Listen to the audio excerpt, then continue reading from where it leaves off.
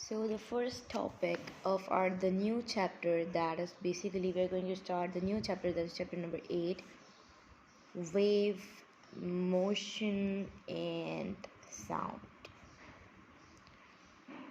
So if I talk about that, the first topic of our chapter, that is Hooke's law. So first of all, if I talk about the chapter number 8, wave, motion and sound. So Hooke's law. What is Hooke's law? Hooke's law is basically applicable on the elastic substance. What does it mean? It means that it is applicable on the elastic substance. If there is an inelastic substance, so that will be the no limit, alright, or no restoring force will be there. But if we talk about the elastic substance, so that will be having limit to change their position, alright. And if we are going to change the position, so they will move into the extreme position and they will come into the real position. So that is how we can change their positions. But if I talk about the inelastic that are rigid, they will be having the no limit, so we cannot change their position. Alright, so if I talk about the what the Hooke's law basically say, that is say the F is directly proportional to the X. X is what? X is a displacement, which means that, for example, displacement under a elastic body. For example, I'm having a spring here. I'm having a spring, and here one body is there, and here I'm having the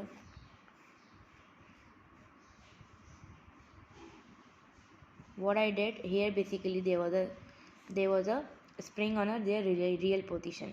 When I stretch this, that one, when I put force and then I stretch this spring, so it has changed their displacement X. The displacement is increased. So that is the Hooke's law statement, that is when there will be the more force, there will be the more displacement will be covered.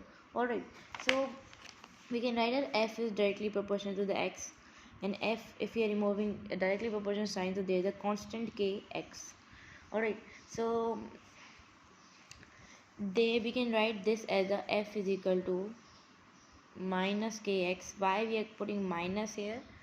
Because of the spring. Like for example, if there is a spring and I'm like not putting force, here I have put force, then when I stretch this,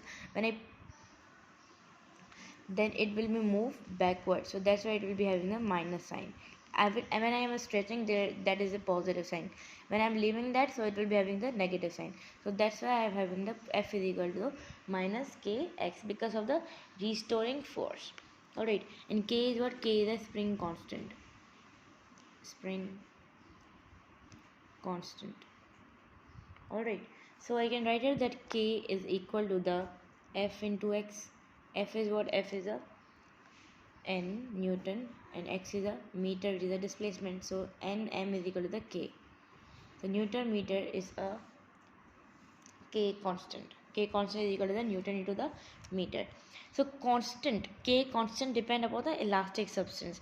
If there is a more value of the K, which means that there is a more elastic value, and if there is a less value of the K, which means there is a less elastic value. Alright, so Hooke's law is also applicable on the SHM. What is SHM? That we are going to discuss in the next video. Our topic is that. So if I talk about the Hooke's law graph, which means that, for example, if I'm having the F into the X and F, if a graph is linear,